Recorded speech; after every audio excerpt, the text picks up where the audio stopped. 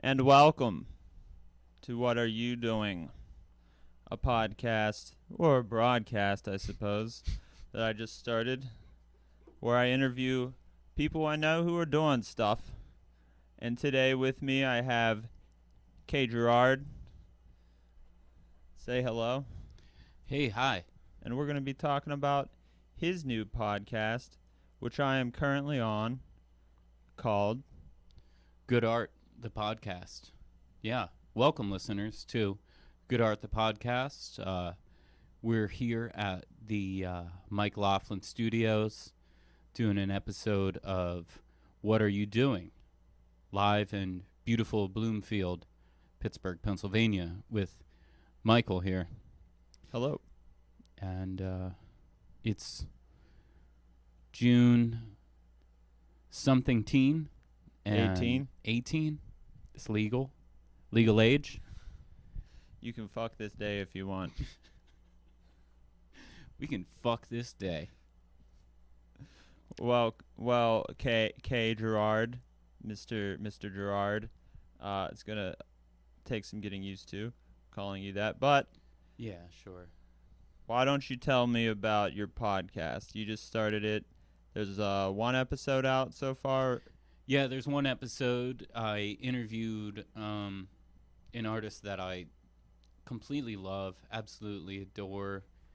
His name is Larice. He's started as like a British punk rock artist and eventually moved to Canada and started doing disco and is really just like an LGBTQ hero for me, like camp master songs that'll just either make you laugh out loud or dance your ass off. Yeah, I listened to a little bit of the interview. It was very interesting. Especially, I never thought of how an LGBTQ artist would immigrate for the purpose of continuing to do their art, which basically happened to Larice in England. Is that right?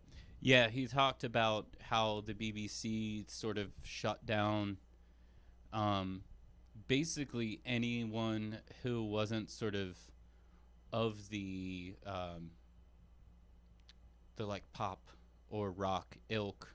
If you didn't sort of fit into a certain style, it was impossible to get any playtime. And he specifically talks about a single by a band Spiv that he wrote for them called "Oh You Beautiful Child," which he says in the podcast should have been a number one single. And I totally agree. That song is so catchy and incredible.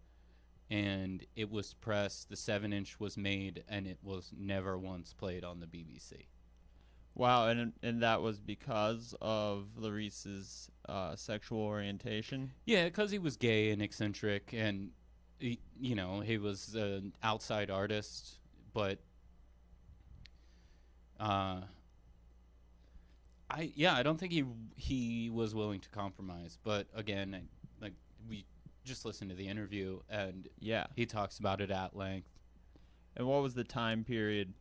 Was this early 70s? That is, I think, like mid, like 74, 75. Okay. So at the time, there was, Freddie Mercury, there was Elton John, but they weren't specifically out. Well, those bands were fucking powerhouses. Yeah. Like they were selling out arenas. Like it wasn't. I think Larice would have been like a Bandcamp or SoundCloud sort of artist at the time on the fringes. Yeah. Like trying to make a niche. Releasing his own 7 inches, writing songs for bands. Yeah. And so you're saying since those other bands were already making tons of money, maybe record executives, BBC executives, Yeah, they gave the pass. yeah, they might not care so much about the sexual orientation of their artist. I mean, of course, there's Rob Halford, who remained closeted until about like 1996. So, I made sure to bring up Judas Priest in my interview with Larice because one thing that really I love about Larice is he is just like unapologetically tough and homosexual, and he doesn't give a shit. And I feel the same way about Rob Halford. I'll sing my ass off, and I'm gonna stand up and be a gay man and not deny it. yeah. Recently, Halford said that a straight man couldn't do his job as well as he does it. I think that's true. I think that all of the straight men who did do it, or tried to do it, tainted their image or got caught up in, trying to date 16-year-old girls who were hanging out in the parking lot after the shows. Yeah, just notorious 70s rock temptations that most of those guys seem to not have been able to avoid not having sex with essentially children. Jimmy Page and Robert Plant, like Jimmy Page had like a 13-year-old girlfriend at some point. Well, what is the rock and roll? What is it? Rock and roll parking lot? Heavy metal parking lot. That one girl, she's like, yeah, I just turned 14, and they're like, oh, are you drunk? She's like, I'm half and half. It's like, well, what's that mean? She's like, I'm a little high and a little drunk. It's like, Yeah. Of course, yeah, they were just preying on children. And she and the guy who they're interviewing, they're talking about their relationship like it's serious. Yeah, and he's probably like 22 years old. Yeah, and then it's revealed what their ages are, and then it seems not so cute. It's like, oh, no. But you and I both went to high school with people like that who For sure. who dated those girls that dated the adults who were statutory rapists were, Yeah, they were rolling the dice. they were rolling the dice, and they were also stealing. I had no chance against a guy who was 22 years old and had a shitty Monte Carlo or something. And a thick mustache. Exactly. Yeah. Who had a solid full-time job as a drywaller. Yeah, that pays good. I can't compete with that. So going back to your interview with Larice, so Larice moved to Canada to be able to pursue his career a little bit better. And what happened when he moved to Canada? Well, I think things got easier for him. He's still always been an independent artist. He certainly went through some trials and hard times and stopped recording music for a while. But I can't even come close to telling his story or expressing his story in an eloquent way, and he is Just listen to the interview, I guess. He's an incredibly eloquent human being and has a great sense of humor, and we do go down a little digression of talking about his instance of seeing a UFO excellent. on a cloudy mountain in Canada. And I assume that if the opportunity presents itself, you're going to be asking people about UFOs as much as you can. Well, yeah, I think yes, of course. That's actually that's a project that I have on my to-do list. I would really like to pursue the MUFON field investigator course. MUFON being The Mutual UFO Network. and they investigate sightings of UFOs. They're the main sort of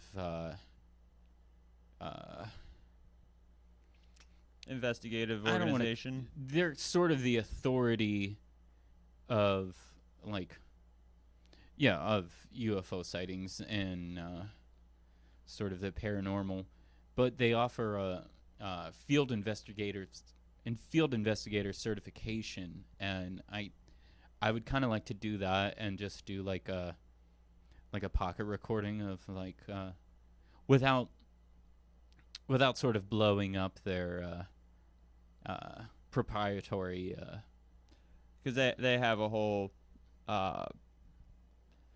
checklist to go through. It's a course, yeah, and it's like $190 and to get certified. And that teaches you how to follow the standard operating procedures that they've established to investigate instances of when people claim to have seen UFOs. Yeah, and actually, one of the stipulations is it's sort of like if you're a certified nurse or doctor, like if there is an UFO investigation or UFO sighting, like anywhere within my vicinity, I am like required to show up, or I could lose my certification. Ah, okay. Yeah, but I guess that I think it would be fun to just like sort of use it. Like I want the MUFON like patch, so like or like press pass, so I can just like show up and be like, back up. There's nothing to see here. Yeah, there was somebody posted an Instagram live video, and I saw something in the corner that could be construed as a alien or. Yeah, and this isn't an organization of people wearing tinfoil hats, paranoid people. This is an organization that actually has like rigorous standards that they uphold. Oh yeah. I believe that Tom DeLonge is a official MUFON member. Well, that doesn't help your case that much, I don't think. Dude, he's blowing up the disclosure world. He's like part of the top of yeah. it. But I don't think everyone understands that yet.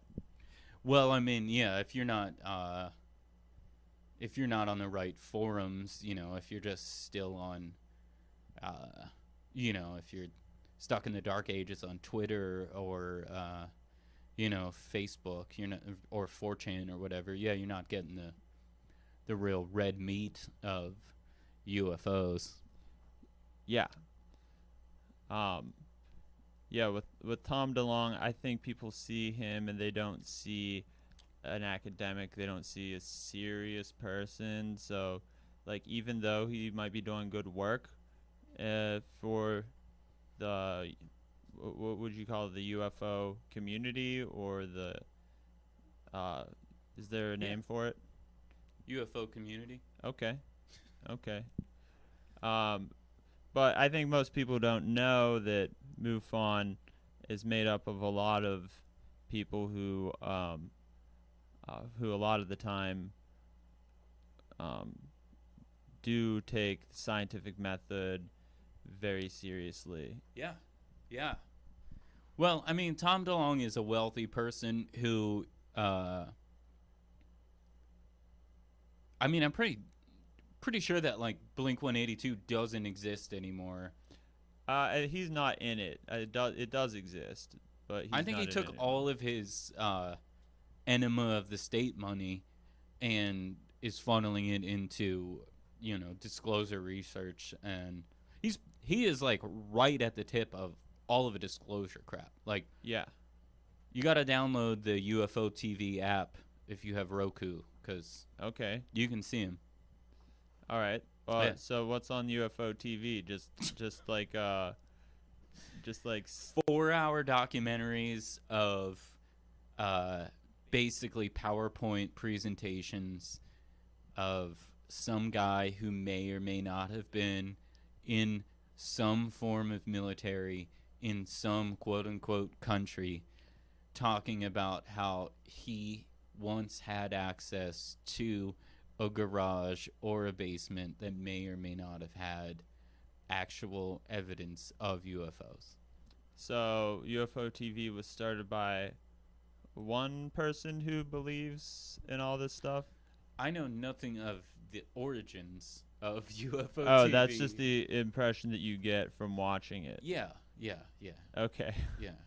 And then there's also videos of how like the Nazis got like alien technology and reverse engineered it, and that's how they created weapons and then helped NASA go to the moon. And Sure. But UFO TV not specifically affiliated with MUFON.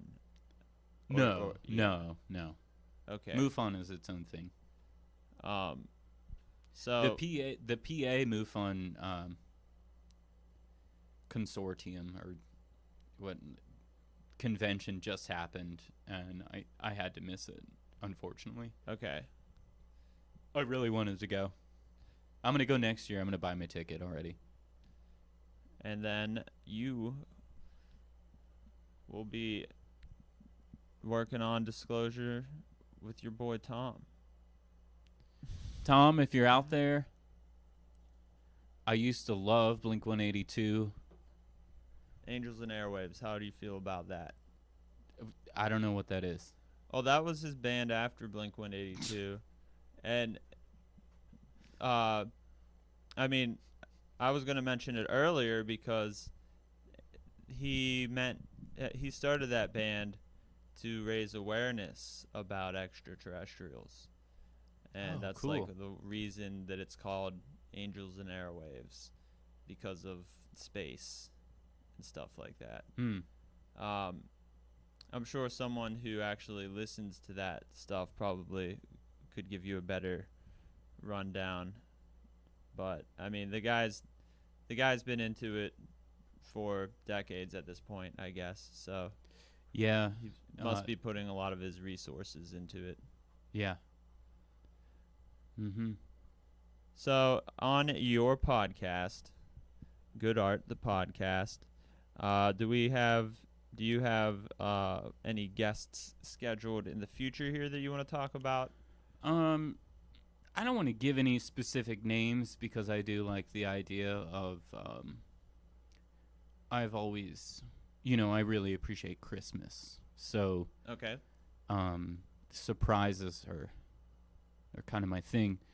But I do have some quality people coming up, some musicians, a couple comedians, and I'm trying to reach out to some like film directors who have like the people who made like real gritty nasty shit in like the 80s that like no one remembers, but like if you have Amazon Prime and like you get stuck in that like deep hole of sort of like sleazy junk, cult movies. Yeah, I guess cult movies, but yeah.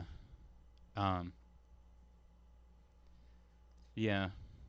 So you're trying to get into some of what the underground has had to offer in the past that maybe people don't think about so much anymore. I've always appreciated outsider artists more than anything because I believe they put so much more heart into their craft and what they give people, because if you make a full-length feature movie with no money, that's so much effort, Oh yeah. and like you produce your own record and play every single instrument on it. And maybe you don't even play them well, or but it's like that takes so much effort, and I appreciate that and love it. And the drive that it takes to do something like that when you're not it seems like typically an outsider artist, they have that drive to do something, to have output with their art, that maybe they don't even a lot of the time they don't even seem to be thinking about what will happen when they put it out. Like No, yeah, it's like they don't care about if anyone's even going to listen to it almost. They just like need to do it. yeah, it's sort of compulsive. Yeah. Or they bank all of their, they put all of their eggs in that basket and just hope and pray, and then it doesn't, it doesn't break them through. Well, then the sunk cost fallacy. It's like, all right, I've already put so much of my time and effort into this. I can't stop doing it now. And then, 10 years later, I think it. Lil B has, Lil B. 100 mixtapes or something like that. Yeah. I think it's really interesting when when I find that gem, and it's like, this is the only thing this person ever did this way.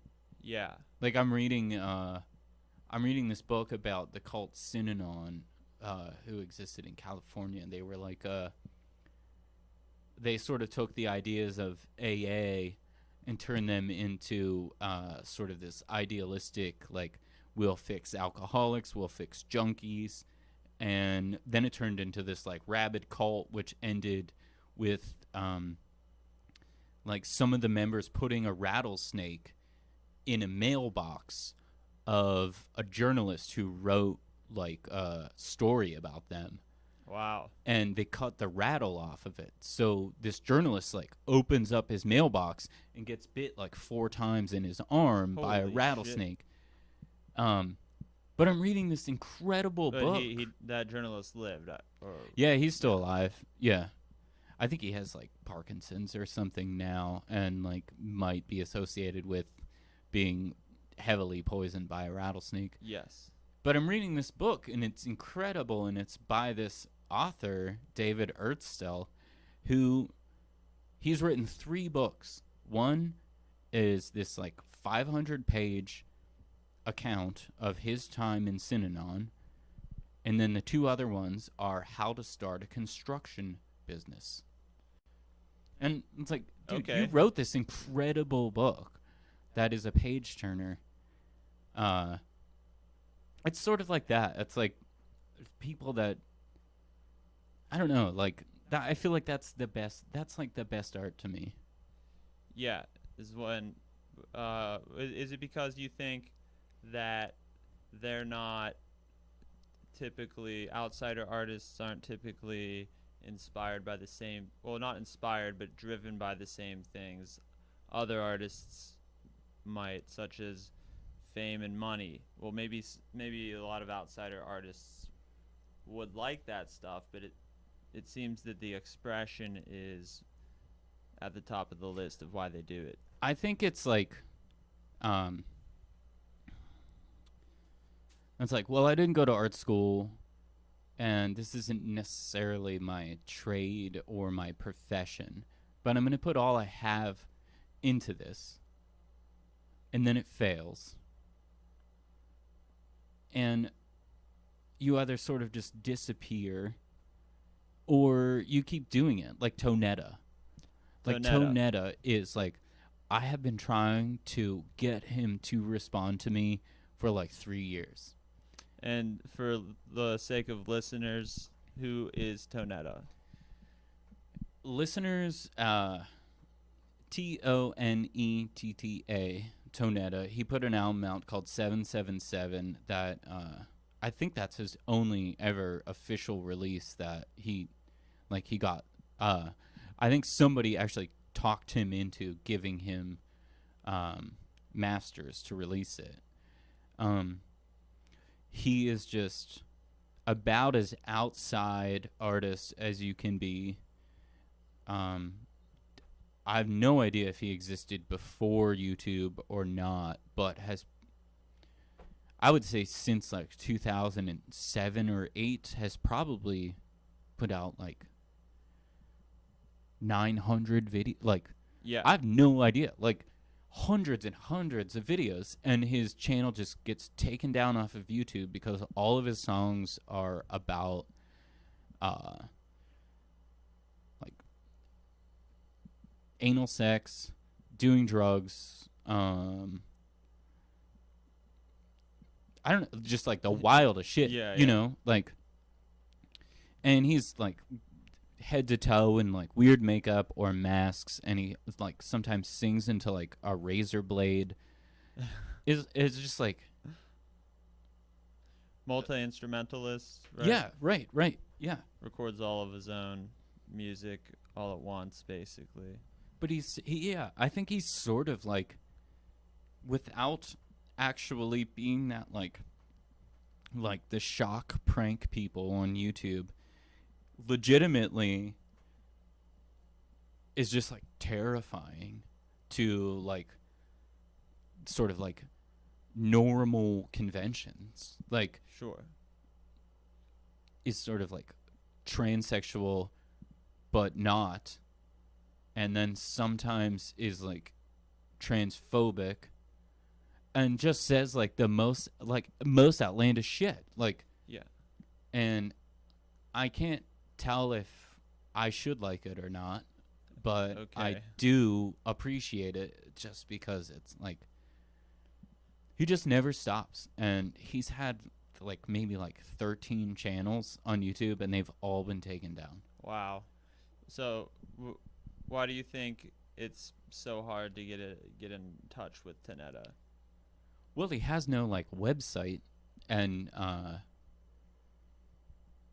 he had one release put out by a very small record label like 9 years ago. They've never responded to me. So anytime he has a new YouTube channel up, I just message him on every video he puts out. Like, Oh, okay. hey, can you just email me? Please, just respond to me. Like, please, I want to talk to you. Do you think just Tonetta's not interested in doing interviews, or is it something where maybe they think that they don't trust the person? I have no idea. You just I have like a million ideas, maybe why, but have no idea which one is accurate or not. sure, or maybe it's just not important.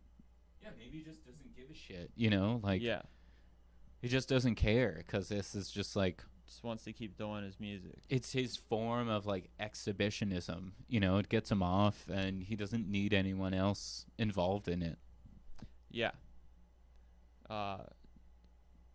And that's typical for a lot of outsider artists, to just do it all yourself, and you don't want to have to get other band members in with you to explain what you're doing or sell. Well, that's what the you're worst doing. part of being in a band. Oh, of course, is to It's like talking to, like, having to, like, work around, like, a couple other 35-year-old schedules. Like, yeah. it's like, well, I gotta see my ex-wife, and I gotta take my, this kid to daycare, and then, like, this kid has respiratory issues, so And I gotta no. drive 50 hours for Lyft this weekend, stuff like that. Yeah. Yeah. I gotta deliver cheeseburgers to college kids. Exactly. Yeah. If only we had UBI. If only we had UBI. Come on, Andrew Yang. I'm voting for you, buddy. Throwing away my vote again. Yang gang, yang gang, yang Yeah. gang, yang gang, yang gang, Yang gang. yang gang. Did you see that he's doing that like trial run of it, because he gave some family, he's given some family $1,200 a month for the next year as part of his campaign. Just one family? Just one family. Yeah. Not a very good sample size. I don't really think that that's going to show much.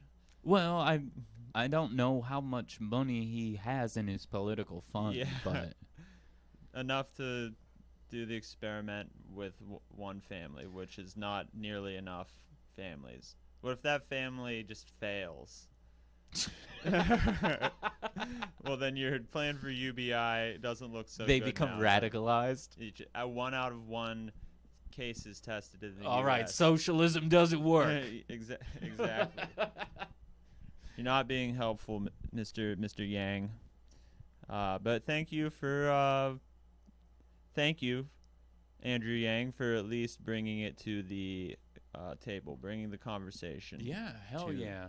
The table. I'm a fan of any idea that like,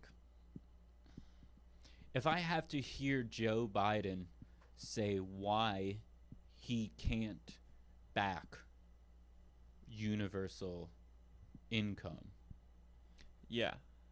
like universal basic income, then like I'm all for that shit. Like, put them in the hot seat, force them to embarrass themselves, you know? Yeah, yeah. It's great. I love that shit. Like, even if it's not going to be implemented, at least have the other candidates tell you why they don't want to implement it. And does that make sense? Right. Or is it like a bootlicker thing? Yeah. So with good art, I don't expect you will be interviewing many politicians or activists. That's probably not in the purview of the podcast, or is That it? depends on. You are correct in that assumption, because that is not something that I had considered for the podcast yet. But, you Yep. know, if there's like if there's the right homeless man standing on a street holding a cardboard sign that says "Vote for me," Okay. I could, That would make sense for you. Yeah, I could do a little endorsement commercial for him or something. Well, and there are activists, and this is actually after the election of Trump, this is something that local artists and activists were talking about a lot recently. And the Venn diagram with artists and activists is, pretty. The space in the middle is pretty big. That one of the conversations has been, how do we use art to make protest and activism more to make it seem more appealing to an average person, or to make it more effective using art? I have a perfect answer for you. Yes. I think Billy Joe Armstrong did it perfectly by taking American Idiot and turning it into a Broadway play. Okay. Because not only did he take the incredible music of Green Day and turn it into, a musical play that we could, the average middle-class white person could go see on Broadway, but also it inspired a lot of 8-year-old boys to wear shirts that said American Idiot and Wear eyeliner.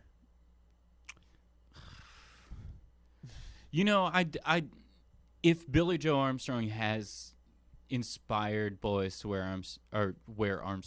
eyeliner, then I give that to him. Yeah, I see it as a plus. I was hoping you would laugh when I said the joke about American Idiot, but the incredible. Well, hey, as an interviewer, I'm not trying to pass judgment on. Sure. When you said the incredible art of Green Day, I kind of thought you were making a joke there, but a lot of people have that opinion that it's, and I don't. I think Green Day is basically country music at this point, aren't they? Sure, they're like folk. Yeah, it's Americana. Yeah, for sure. Yeah. Yeah, no, I'm not trying to shit on Green Day. Definitely not my thing, but I'll shit on them. Okay. But yeah, okay, so when you were saying that turning their thing into a Broadway play was the way to do it. I didn't really agree with you, but I wasn't sure if you were making a joke or not. You want to know how? I don't know any. Like, I don't know anymore because I feel like it used to be pretty clear. It was either you stand up and be the loudest, most obnoxious person in the room, or you completely tune out and just be misanthropic and sort of subversive. And I don't know. Because it's not cool to care about things. Well, at least back then. Well, that's how like the underground was for I think a long time. It was either you were like a political band or you were an apolitical band, Yeah. and both to a degree were cool.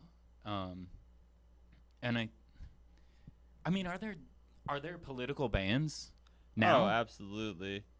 I mean, I feel like a lot of music that has been written in the past few years is maybe we haven't seen much of it yet because the process of putting something out after you write it. Sure, yeah, it takes a long time, and that's what I remember those memes from like right after Trump got elected. It was like, well, at least punk rock's gonna be cool again. Punk rock's gonna be good. Comedy's gonna be good.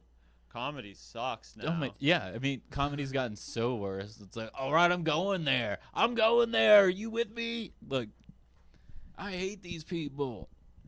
Just whenever you can be so lazy with a punchline to just make it the president, like that's what I mean. Lazy comedy writing. And I listened to.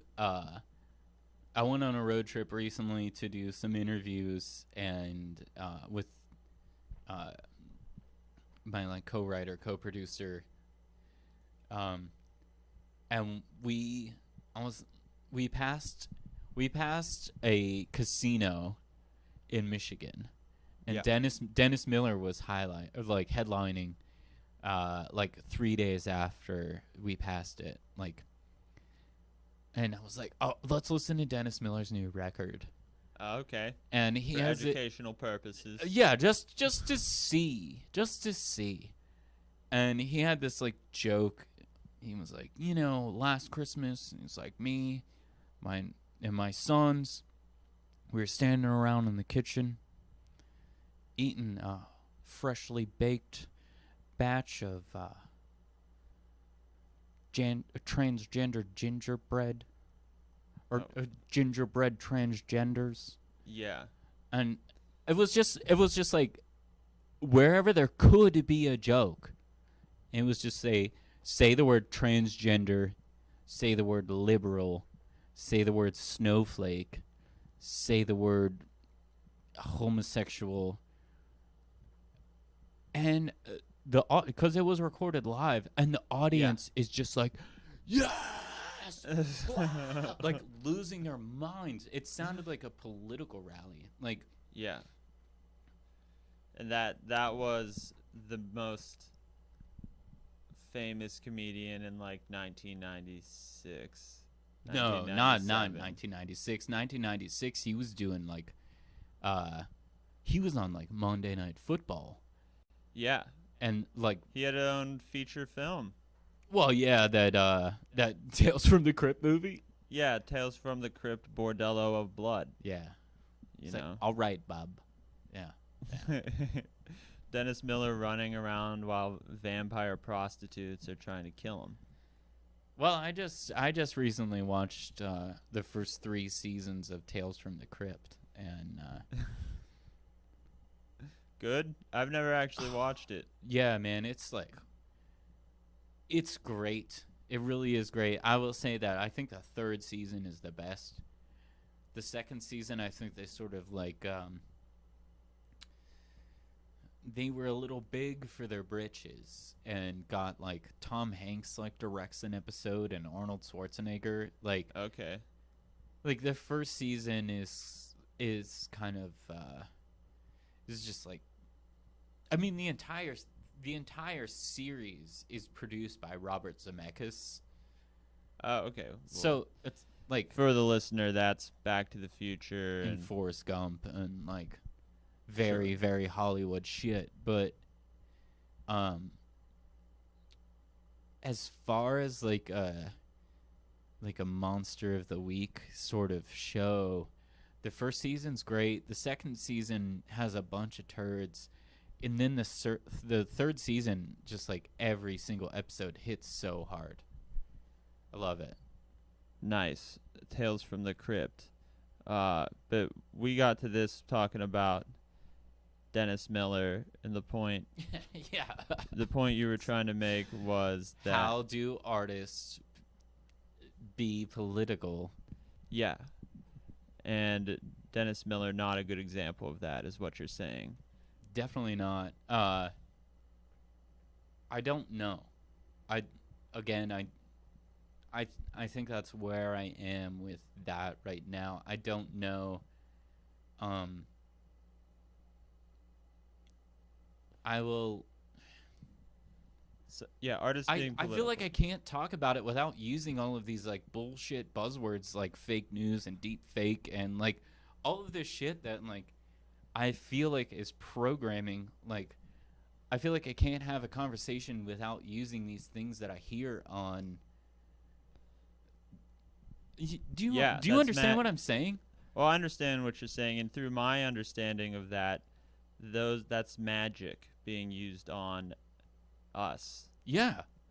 That specific words are being used to sort of guide people's minds into thinking about certain issues in a certain way.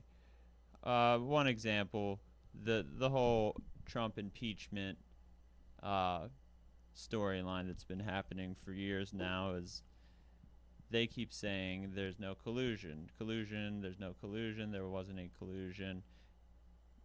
And they want people to think and talk in those terms because collusion's not a real legal term. So I mean, as you probably understand it, maybe not. This isn't a subject that I think. Did anyone from a small town ever say the word collusion before this year? Yeah, No. Probably not. So I understand it as magic, but maybe the average person wouldn't see it that way. But when I say magic, I mean like magic is an example would be the Pledge of Allegiance, that you make people say this same pledge over and over again throughout their lives as children to you put an input into someone's brain to get a desired outcome. So in that way, the Pledge of Allegiance is like a spell that what people are saying it together in a ritualistic way every day creates a sort of mindset. So yeah, that's like it's like it's a very it's a very apparent form of programming, and it is magic, but it's I don't know the way I feel like I sort of define magic in a different way, but like the Pledge of Allegiance is sort of like it's like a fake ritual. well, yeah, but I think in magic though, whether it's real or not, it fake doesn't is, matter. Fake is irrelevant. Yeah. Because the desired outcome is what is, I guess, the important. Are there? Have you ever met someone who said the Pledge of Allegiance is my favorite song? Of course not. No, of course not. The only prayer I ever say is the Pledge of Allegiance. Yeah. The title of that is a reason to never, ever say it. Well, you'll meet people who say it's right there in the allegiance, under God. Mm-hmm. So, in that way, it's like pro right hand path magic. Sure. So, to keep people on one specific type of magic because they know the other types are too subversive. Um, so, and we started talking about this, about politics in art. Mm-hmm. So, and that we were promised punk rock would be good. That comedy would be better. Yeah. But what we're seeing though is comedy is lazy, um, because And it's so is punk rock. it's I being- mean, I haven't been like going out to. I mean, punk rock has been lazy for way, way too long, and there has been so many reasons for punk rock to get better. yeah. And in your opinion, lazy by what? Not pushing the limits of what punk rock is, or staying too much in. I mean, this was like my issue from when I first moved here. Like, I moved into like a punk rock house, and it upset me that all of them look the same. You know, Yeah, that's one issue that it was Gets like talked even about at a my lot. like the punk uniform, the denim vest with patches. yeah, even at my like like my parents didn't look like me and my brother and my sister, and then I'm like, oh, I'm gonna go like be free in the world, and then I live in a home where, I mean, there were 9 people living there, but 5 of the 9 people all look the same, and then the 4 other people came from my hometown, and we Yeah. just like the Beatles. Yeah. So, homogeneity in punk. Yeah.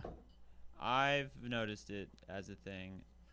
Well, I'll go to something like a punk festival, and there's not that much. We're not going to say the names of them or the neighborhoods or their bars. Hey, I've been to more than one punk festival where the bands end up sounding pretty similar. Cruddy versions of Motorhead these days. That's how I feel like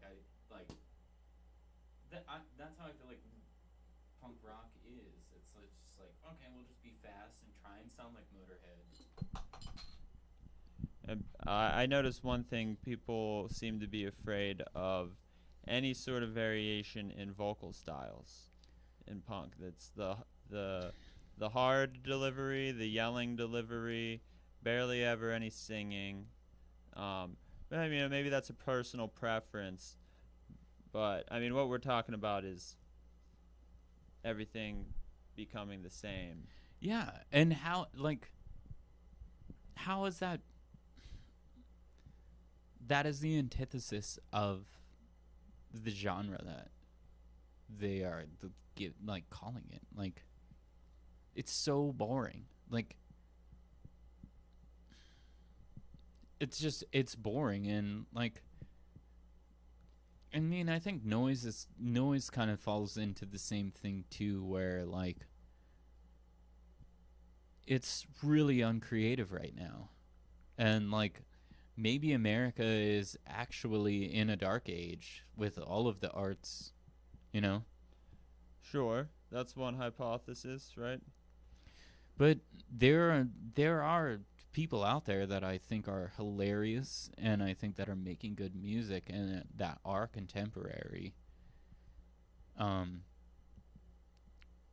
But again, we're back to the outsider thing, or they don't come to America because visa issues are way too difficult and way too expensive. More and more, yeah, the past couple years. Yeah. Canadian wrestlers have been having a hard time coming to work in America. That was one thing that I learned with talking to the person that I interviewed on Good Art's second episode, is that you can go to Canada or Mexico so easy and tour, and no one hassles you. But if you come to America, like, you can get deported, you can get detained, and if you get deported, then you're banned for 5 years. And if you're banned for 5 years and you sit out that 5 years and you want to try and come back, then, you have that black mark on your passport. It's like, well, you were banned. Like, why were you banned? Yeah.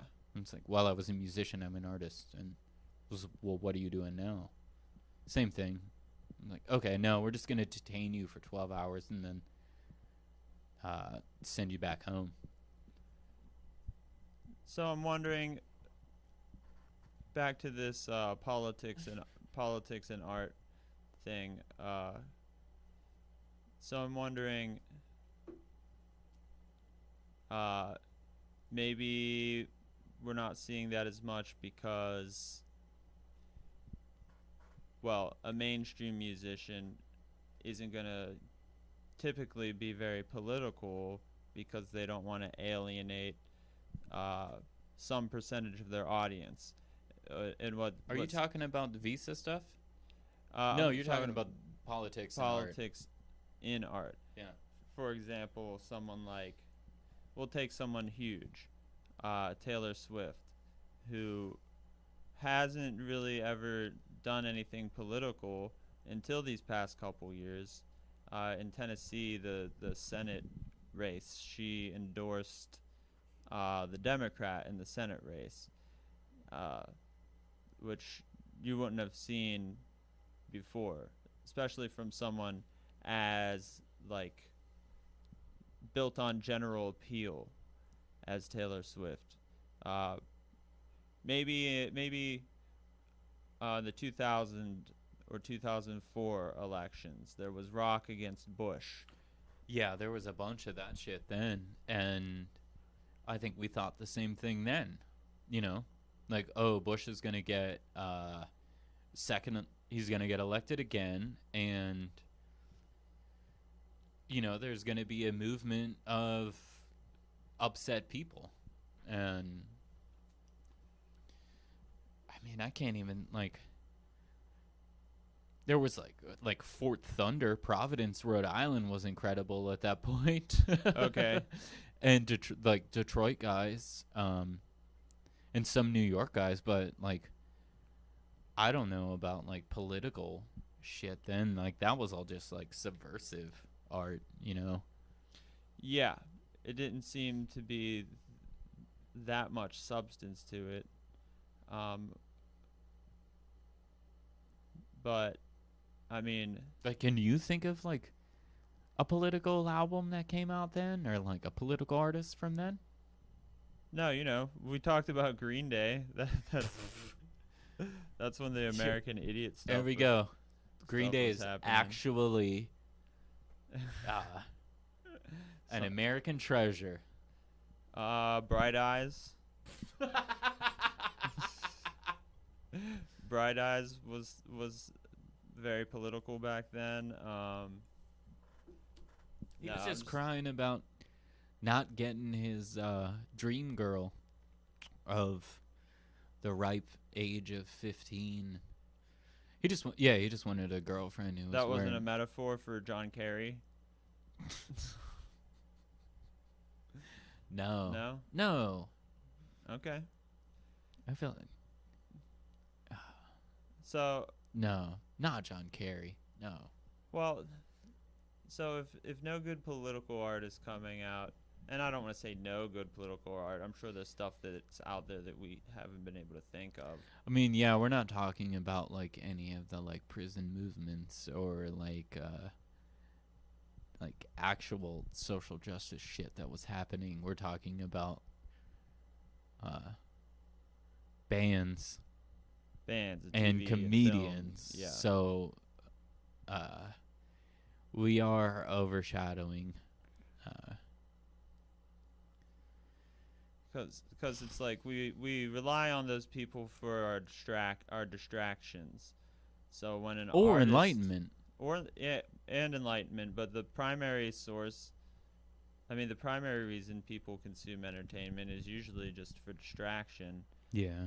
I don't think I personally need some sort of nourishment from my entertainment. Yeah, and the way that you just described that made me consider the fact that, like, are there any bands that are just trying to, like, I almost said touch the youth. Oh, yeah. Like, are there There's any plenty of bands trying to do that. are there any bands that are just trying to say, like, hey, kid from small town America, your parents are wrong. Their ideas are scary and bigoted and racist and small-minded. There are people outside of where you're from. Like,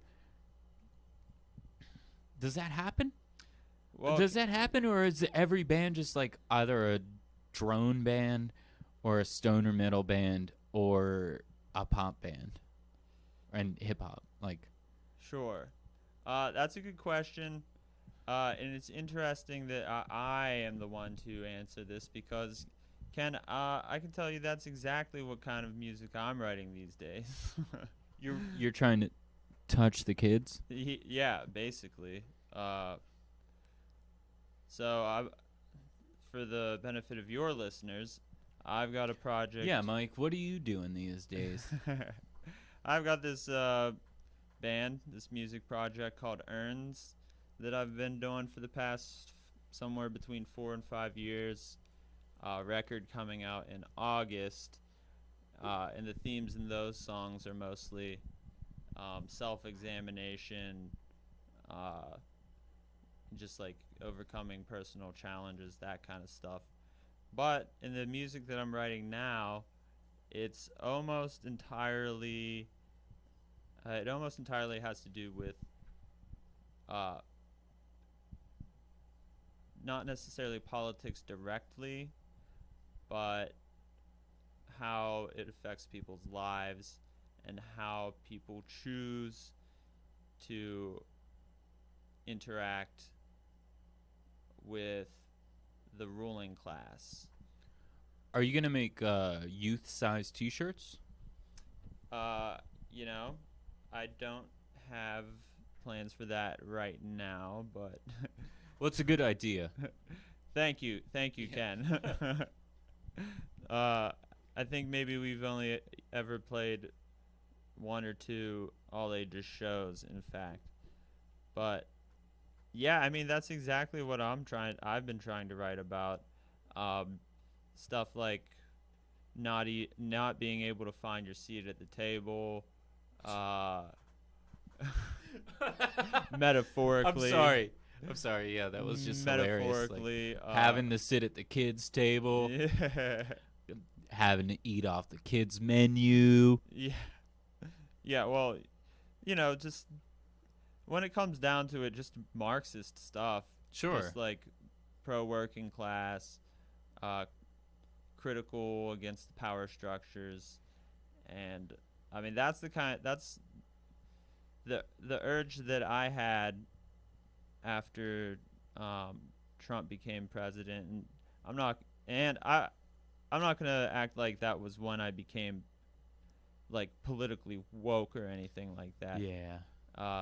It's a little late to the game if Trump is what got you into politics, but we're glad to have you.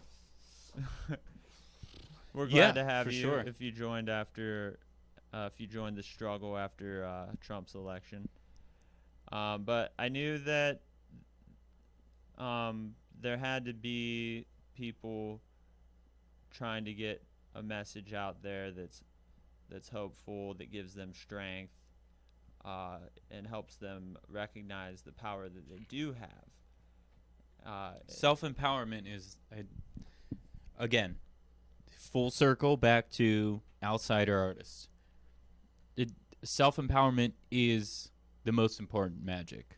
Find that and Oh yeah, burn that candle from the 6 ends that it can exist in. and the music is I think one of the best things to do that is to just feel like, oh, someone else feels the way that I do. I don't feel so alone and thusly powerless. And it can move someone to act on feelings that they've had before, that maybe they want to do something positive for their community or their country, or however they feel like they should interact with I agree with that. society. I agree with that wholeheartedly. As far as like music, like obviously at one point poetry and like writing more so, but yeah, music is the gateway drug in as far as like learning to emote and uh, getting that feeling out. Yeah, and I think it's a lot of that is because through the expression of sound, we can explore aspects of our emotions that maybe aren't as easy to express with words alone, and that actual performance of music to convey an idea can explore the abstract aspects of feelings and thoughts. Does that make sense, or is that too far out there? I mean, it's pretty far out, but like, you're talking to a person who spent a solid decade of his life only expressing himself with like different forms of feedback and Noise music yeah, and like I have like very vivid memories of being like sitting in my bedroom and listening to like cicadas on like certain hot summer nights, and like feel like I was like going on some alien guided meditation, you know, where it was just like different layers of sound and just sort of like floating away, or like what is it, astral projecting. Yeah. So what you're describing is a way more abstract feeling than An even more abstract feeling than what you were trying to describe. yeah. That sometimes those feelings make sense if they're presented paired with sound than actual words to describe what those feelings are. And then maybe the sound, when it's also included, can give you a better context. Like the sound provides the context for an idea that might be very challenging to express to a listener. And that's when we're talking about magic. That's one of the more powerful magical aspects of music, I think. What is your favorite form of magic? As far as effectiveness goes, I think probably architecture is the most effective form of magic. As far as You mean like personally? I'm I'm not asking like in general. I'm asking like for you. for what me, helps you best? Okay. Yeah, for me it's music. I mean, I firmly believe that music is magic, and everything about it is magic, such as the image that you want to convey of yourself as an artist. That's magic. So say someone like David Bowie. If you look at David Bowie and the way he's always presented himself, always reinventing his image. Or Tom DeLonge. Well, let's stick with David Bowie for the sake of this, but that he's David Bowie, while um, perhaps more gifted than most people with this stuff. Uh, when it comes down to it, just a human like everyone else. Yeah. But successfully able to make people think all these different things about him, such as He seamlessly played so many different roles too. yeah. So what makes him so magical is that he can make you believe something about him effortlessly. When he was acting like he was a space rock star, spaceman, or whatever, into his like the all white days, that he is just he's just a person. He was just a person who, was brought up about the same as a lot of us to have this multi-decade career. And I'm not even talking about the music at this point. I'm just talking about how he presents himself and how he gets people to perceive him in a certain way. I assume that's why David Lynch used him exactly the way that he did in Fire Walk with Me. It's just like, I'm going to walk into a room as sort of like a ghost and like yell like I'm not even here, and then sort of like disappear. Like, yeah, that's a really good example of Bowie's magic for sure. I think that Lynch saw that, and knew that. So we look at like advertisement. That's like magic for the sake of evil. Propaganda. Yeah. But it's all about getting people to all think or believe the same thing, and if it's all at once, it's a really powerful form of magic. So with music, the way music is enjoyed, typically, with large crowds of people all listening and giving their attention to one person or a group of people, the potential for magic is huge. Because the hardest part is to get someone's attention to begin with, to even listen to what you're saying. And so if you can get someone to really intently listen to a song, to understand something that maybe they didn't before, while I don't claim to be an expert in magic, to me, that seems to be a very powerful application.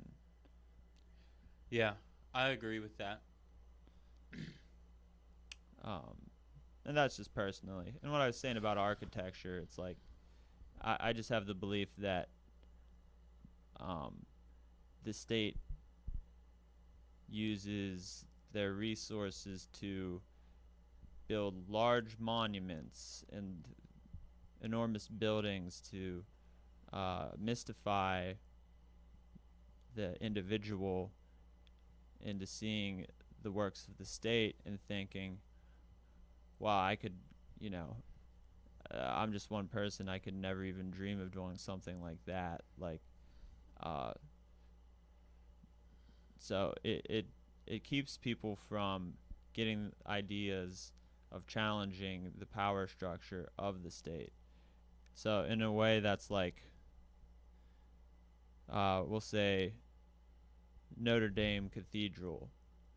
Oh yeah, R.I.P. Never forget. Notre Dame Cathedral. Never forget. Large, enormous monument erected by the church. And one of the main reasons that exists. It was a sex prison, right? I'm sure. I don't know, but if you say so, I mean, probably. we're speculating here, you know. Just those large monuments, just to show how much power, uh, the state, but the church used to be the state in France. Right. So people see the great works of the state, and if they had any thoughts about challenging the state beforehand, then they don't anymore. So mind control, that's a form of magic, and that's a form of magic practiced by the state to keep us docile and compliant. By the state? Yeah, like any capital, like any world capital. There's large public squares, giant buildings. Okay, I get where you're getting at. Yeah. North Korea. That seems more federal than the state, but Well, maybe the we're state, like, as in the classical term, yeah. that meant a government. Yeah. And I agree with you on some of that, and just want to put it out there that the whole reason I even initially contacted Larice was in hopes that I could cue in people that had never listened to his stuff before, and through some form of, whether it be magic or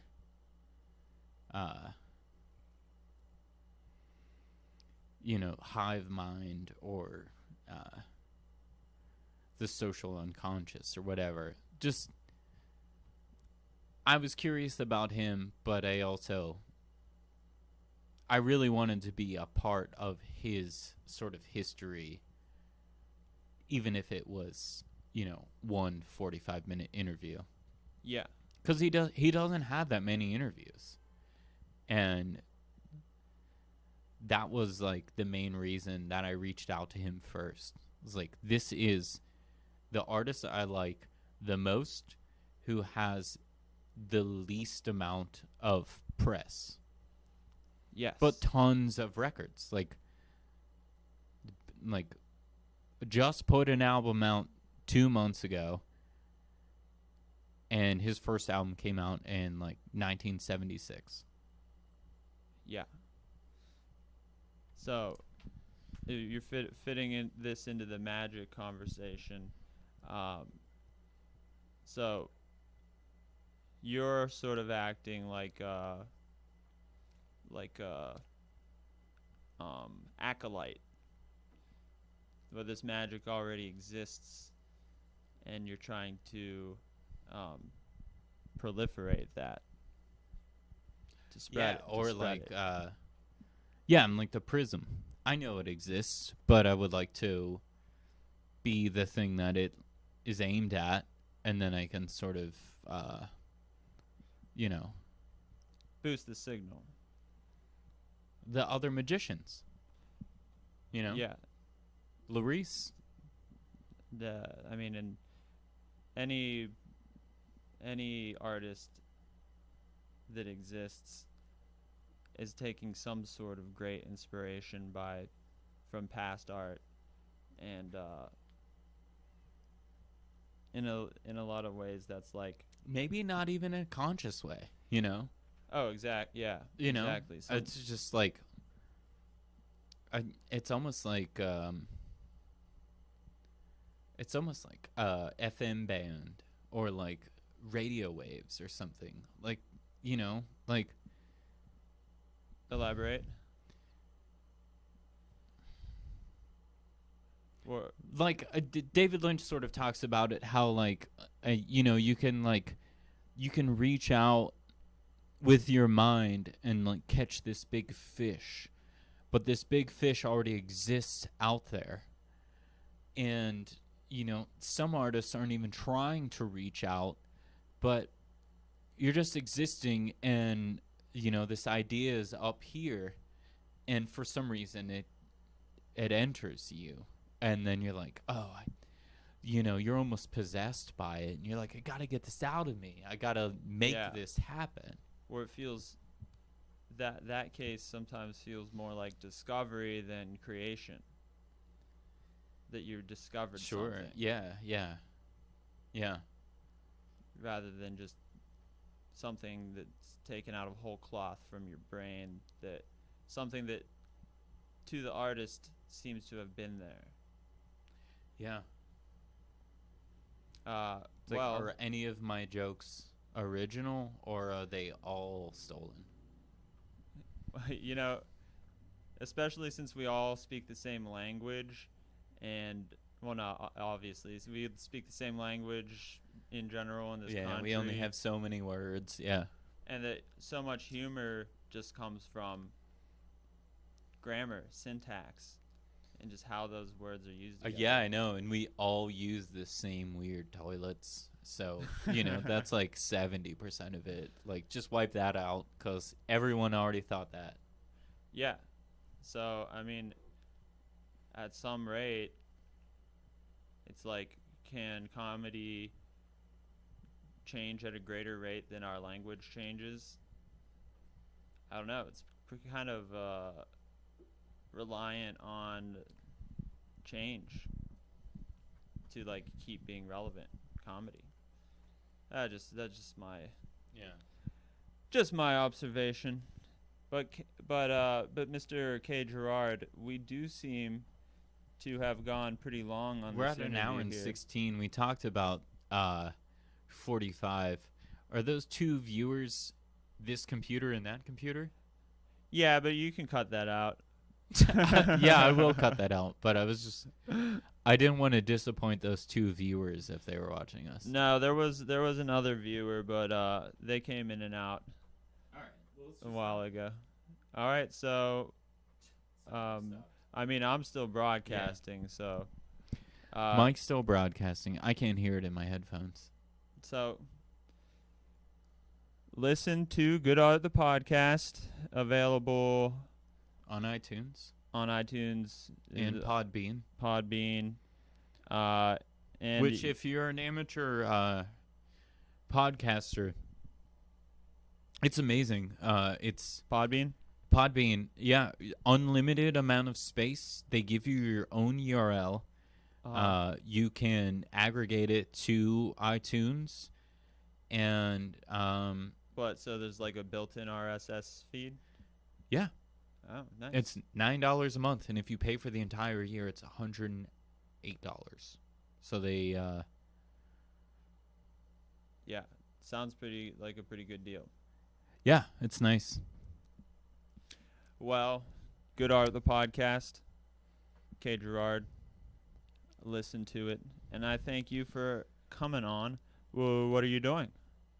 Yeah, I'm happy too. God bless the troops and our president and the first lady and Baron. Not Baron. What's the blonde Trump's name? That's Eric. Yeah, he's even taller than Dad. Yeah, I saw that picture. I saw a picture of them today, and it was like, they obviously making fun of them. It was like, who the fuck stands like this? And they're all just like so stiff and like, yes, I am human. Like, was that the one with they're wearing like a bunch of suits or some shit? They're all wearing tuxedos or suits. It wasn't from like the Buckingham Palace stuff, but it was like, I think it might have been a Father's Day photograph, actually. Well, let's hope that they die of something really horrible. Not man-made. Parody. Or let's hope that they just fix everything. Because, yeah, it would suck to have an evil human and his cronies fix the country, but it would also be nice to have a A nice place to live. A nice place to live where not everyone is killing each other. Yeah, and we can make a living wage. Yeah, and everyone gets a basic income and gets their own podcast. That's a good idea, Ken. Maybe you can run for president one day. No, I'll maybe one day. Why are we going to bust all our asses? We can have the rest of the world do all the hard work while everyone in America just works in entertainment, and we entertain the rest of the world. Socialists will literally suck you dry because we're all just failing comedians and bad metal musicians. Well, not in this room, we're not. But join us again next week where I'm going to be talking to someone who's really interesting, who's doing interesting stuff that I don't know who it is yet. But they're going to be interesting because that's what I do on this show. What are you doing? Bye, Twitch. Bye.